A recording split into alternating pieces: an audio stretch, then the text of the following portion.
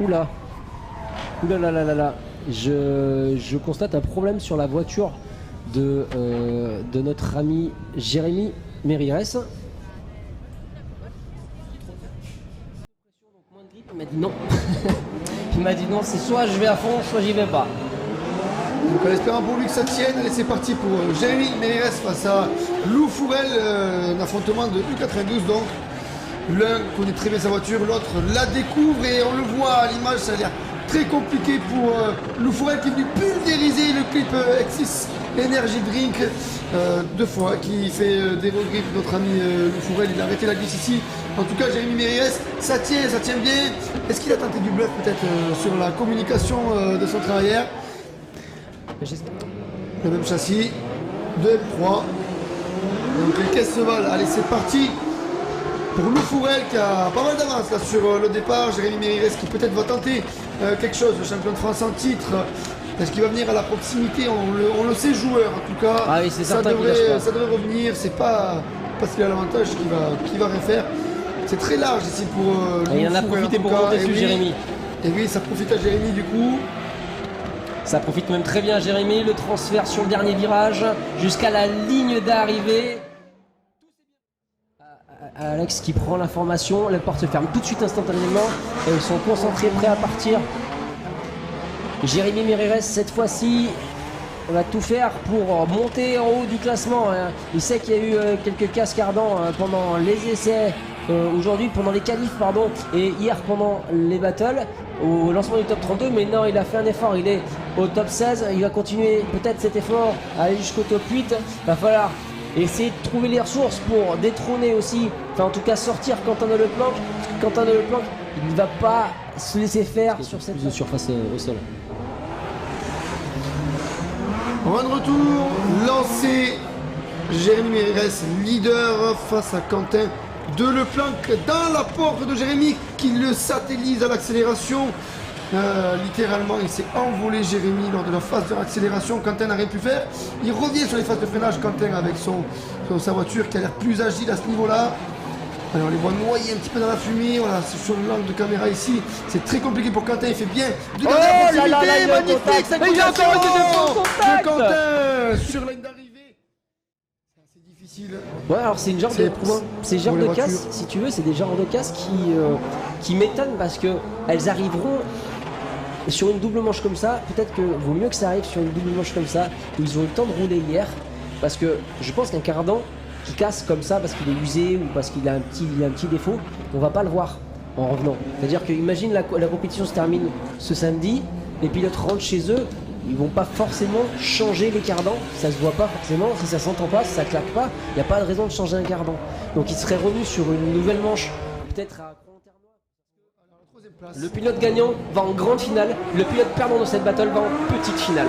Top départ. Antoine Amar. Un temps de marque qui a été difficile à suivre tout au long de la journée, même avec un angle aussi extraordinaire.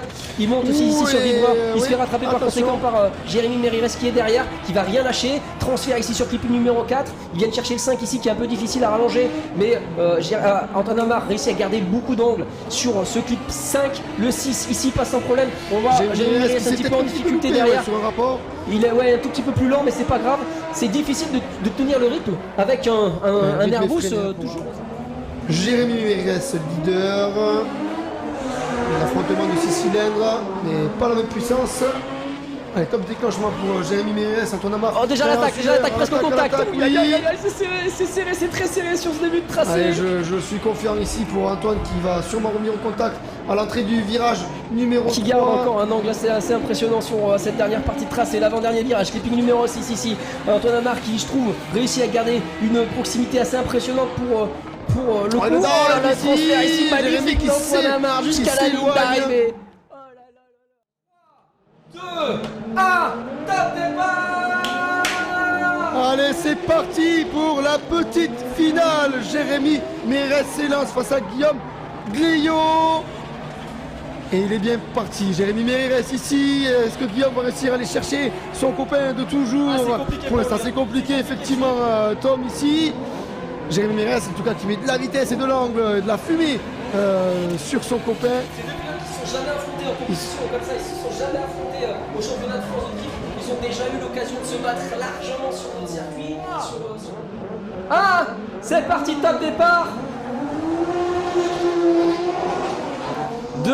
du deuxième run de la petite finale. Battle s'annonce intéressante. On a vu Guillaume Gueulin un peu plus lent. Peut-être que ça va permettre à Jérémy Mérires de venir coller le copain ici au transfert. Il est déjà remonté dans la porte de Guillaume. Le dive ici peut-être sur le virage numéro 3 sur le clip intérieur. Transfert ici sur le virage du raccord clip numéro 6. Jérémy Mérires qui arrête sa glisse. Qu'est-ce qui se passe? Ça glisse. Qu'est-ce qui se passe pour Jérémy Mérires?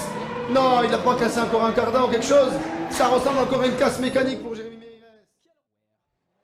Bien sûr. Et bien sûr aussi des jeux, le barbu à vendre. C'est parti pour le run numéro 1 du championnat de France en titre. Jérémy Mérires face à Kalin Kjortan.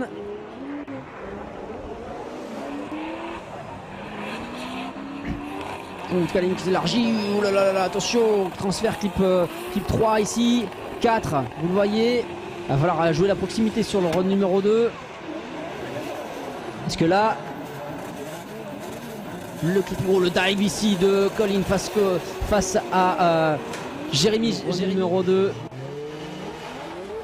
Étape départ, run numéro 2.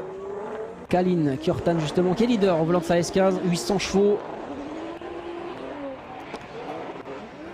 Face à Jérémy Mérires, déjà à l'attaque hein, sur ce run 2. Déjà sur la portière. Presque dans l'aile, un petit peu moins de proximité sur la deuxième partie du tracé. Mais cette dernière partie va être, j'en suis sûr, une partie décisive pour les deux pilotes. Énormément d'angle pour Kalin. Et un peu plus de difficulté derrière pour Jérémy.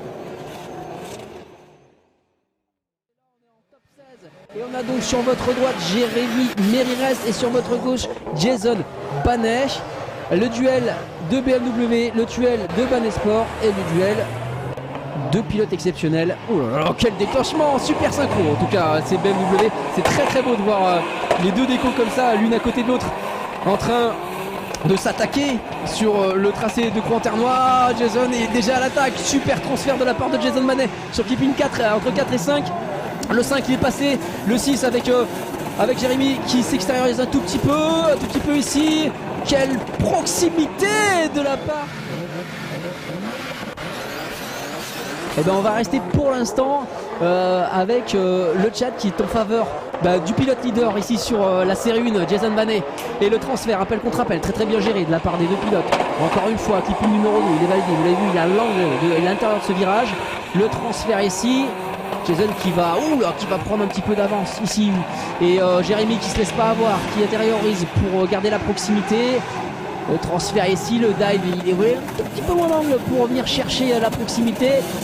Mais est-ce qu'il va venir chercher le contact ou pas jusqu'à la ligne d'arrivée? Ça passe pas loin. Et du coup, ce sera la M3 de 92 qui va partir en leader. Jérémy qui va être devant et Steve derrière. Les deux voitures qui s'approchent de la zone de déclenchement. Mais on est pas très loin du côté de Steve derrière ce troisième tipping point. Oh, attention, on transfert. Il se cherche un peu.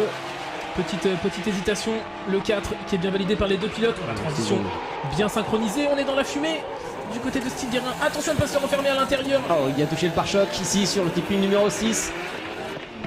Il y a touché le pare-choc. Ils sont obligés d'enlever, surtout en position leader, là où c'est le plus dangereux s'il perd un élément de carrosserie.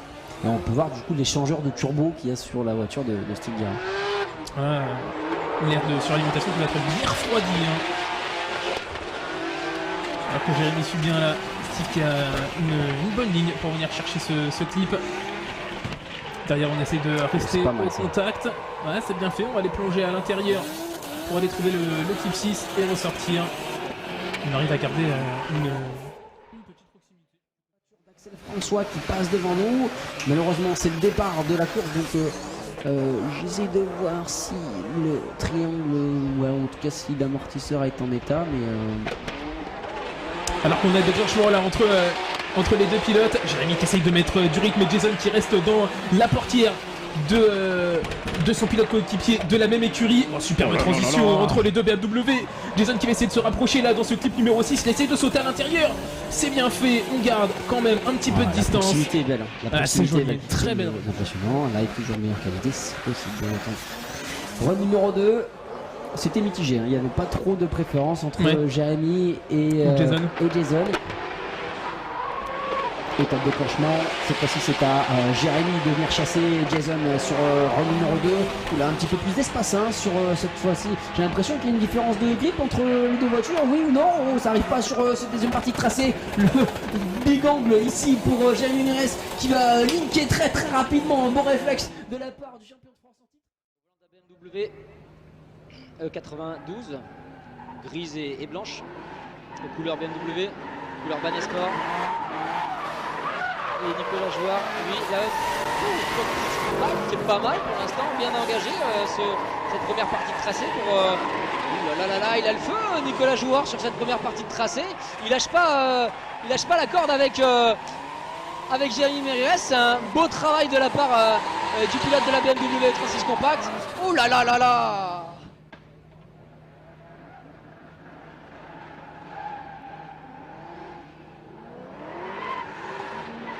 Et c'est parti, run numéro 2, Nicolas Jouard, Jérémy Mérès. Cette fois-ci, Jérémy, il a eu l'info. Hein. Il n'a pas le choix d'attaquer sur Nicolas Jouard. Ouh là, ça déjà approche. Attention à pas trop se laisser enfermer et pas trop jouer au yo-yo avec la voiture.